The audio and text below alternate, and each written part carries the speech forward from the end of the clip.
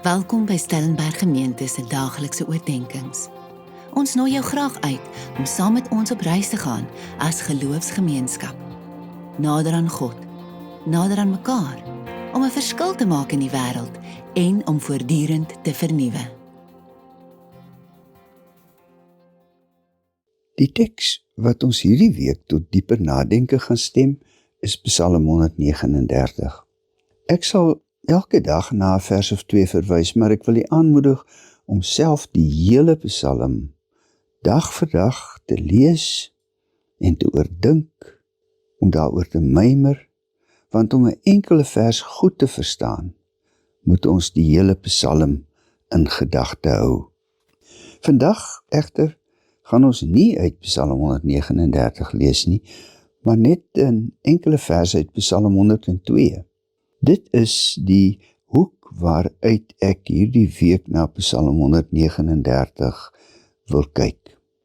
En die 7de vers van Psalm 102 klink so: Ek voel so verlate soos 'n pelikaan in 'n woestyn, soos 'n uil tussen mirasies.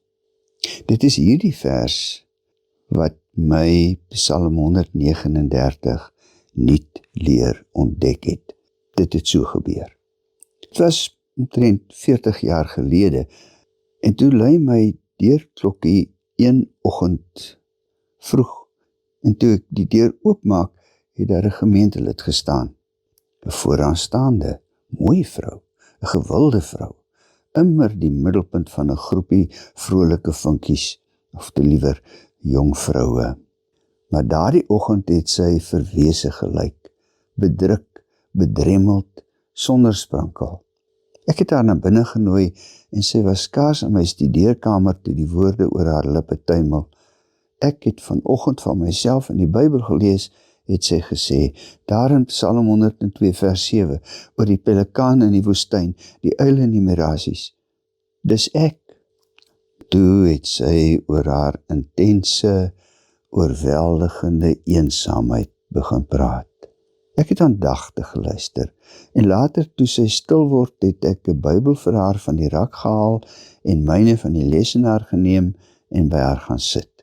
Soos by 'n feesmaal het ons saam die een gedagte na die ander van Psalm 139 afgebyt, gekou en gesluk tot binne in ons hart. Byna 'n uur het ons so gesit, terwyl 'n helder straaltjie winterson, 'n geskenk uit die hemel, soos vrede deur die venster val en lig en helder oor ons skyn.